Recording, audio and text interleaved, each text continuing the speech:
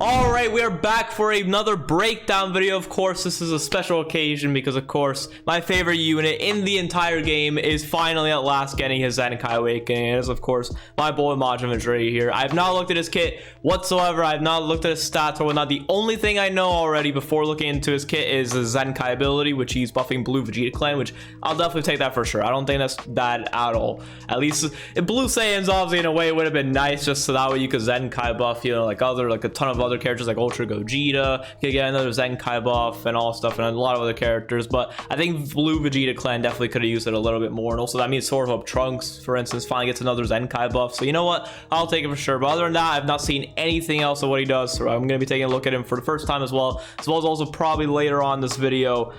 We do apparently have another free-to-play unit coming, which is ridiculous. We've got a ton of free-to-play units lately, just back to back to back. It's apparently a free-to-play perfect cell. We're going to be taking a look at him right after we look at MAJIN Vegeta potentially. So let's just jump straight into it. Into it. Please let his stats be good. Where are his stats pre-transformed? Okay. All right. Whoa. His defenses are pretty damn good. All right. What are his stats post-transform? What are those defense? Those defenses are almost 200k. What? I'm not gonna, strike attack is definitely solid. I definitely expected a little bit more strike attack. I expected a little over 300k strike attack potentially, but you know what, that's a fine strike attack stat, but definitely a little low for a transforming unit. But you know what, it's fine. The defenses though is crazy, and the blast of the, what are his stats pre Zenkai?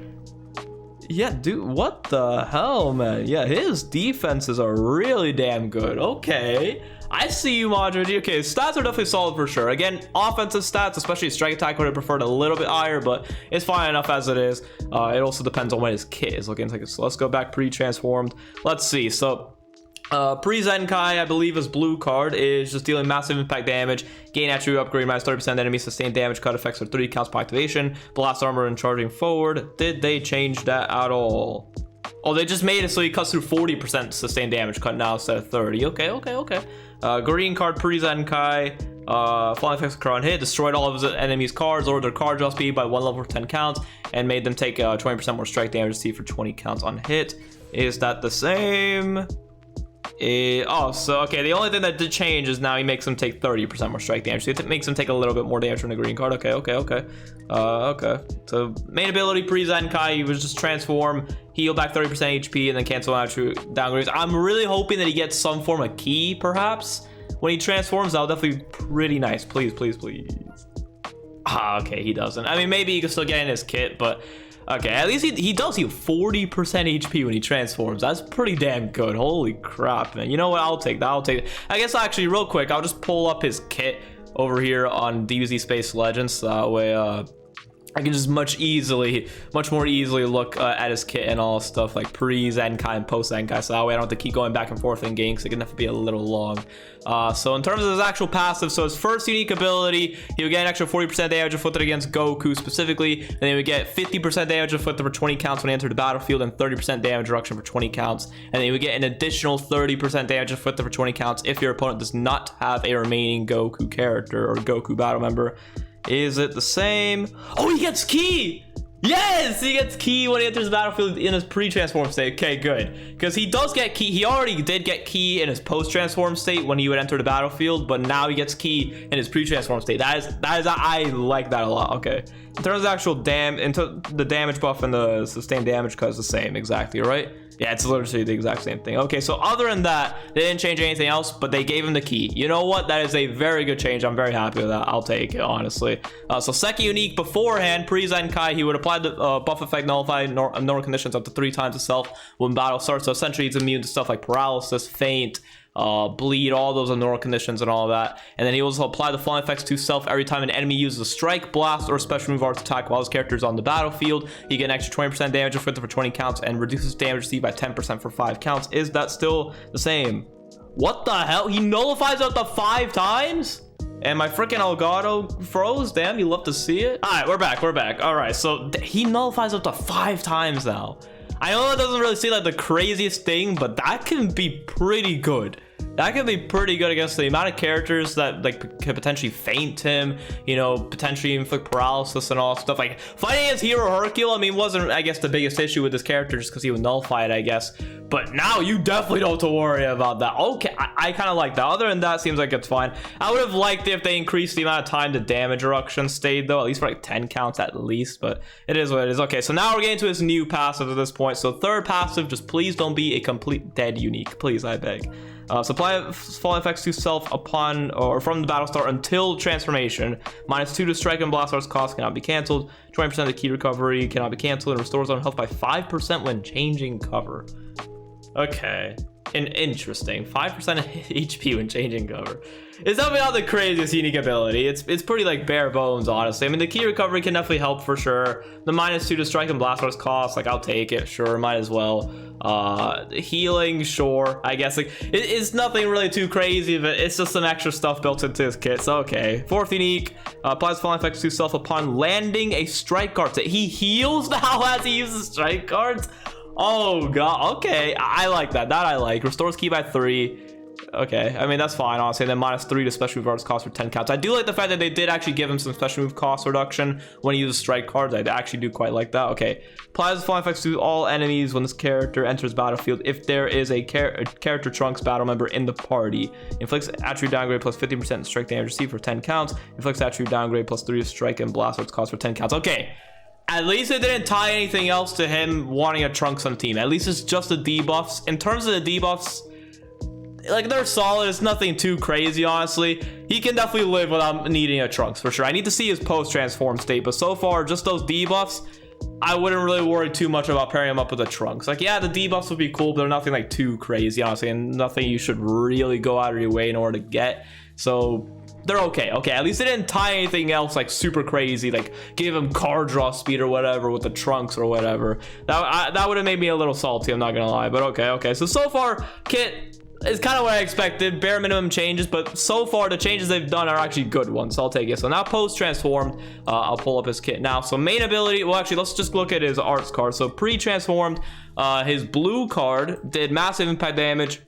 You get 30% damage inflicted against regen for 3 counts. He would completely cut through enemy sustained damage cut effects for 3 counts. Nullifies endurance and blast armor. Is it the same? Yeah, it is. Yeah, it's the exact same. Makes sense. The blue card is already pretty good anyways. Now the green card applies flying effects to self upon activation, randomly draws 1 new card, restores key by 30 and 20% damage inflicted for 15 counts. Is it the same? Mostly the same. They just made the damage buff last an extra 5 counts, so obviously it used to last 15 counts, now it's 20 counts. That's the only change they did. Okay, I mean, the green card is always solid enough as well. And also keep in mind, it is an AoE green card, but he's one of the few characters that actually has a quick animation for his AoE green card, so you do have to keep that in mind for sure. Okay, so main ability, pre-Zenkai. His main ability, all he would do would just give him a blue card, give him 50 key, 100% the damage inflicted for the next special move arts he used, cannot be cancelled, and then he would nullify special cover chains for 10 counts, cannot be cancelled as well. Did they change anything? He now nullifies special cover changes for 15 counts. Okay, so it's an extra 5 counts, which doesn't really seem that much. But that can definitely come in clutch for sure. That can definitely come in clutch for sure. I'll take that. I'll take that. And the main ability, again, his kit was already fine enough for the most part. You just need minor tweaks here and there, especially in his pre-transform state. The main thing I'm really happy about is the fact that they actually gave him key in his pre-transform state. I do like that. Okay, so first passive, I think the only thing that really changes once he transforms is he still gets the damage against Goku. He already got key pre-Zenkai anyways. He got 40 key when he entered the battlefield. 50% damage inflicted cannot be stacked, 30% damage reduction cannot be stacked, and then the additional 30% damage. Did this change at all? This did not change whatsoever. First passive is the exact same as pre-Zenkai. Okay, second passive, post-Zen or pre-Zenkai, sorry. 30% strike damage inflicted after transforming. Applies falling effects to self every time an enemy uses a strike, blast, or special move art. So it's the exact same thing where he gets the extra damage on stuff. Did this change? This did not change. Oh wait, no, we do have to keep in mind, so the 30% strike damage buff he gets when he transforms is now permanent. It can't be canceled. Beforehand it did not specify that, so that buff actually could be canceled.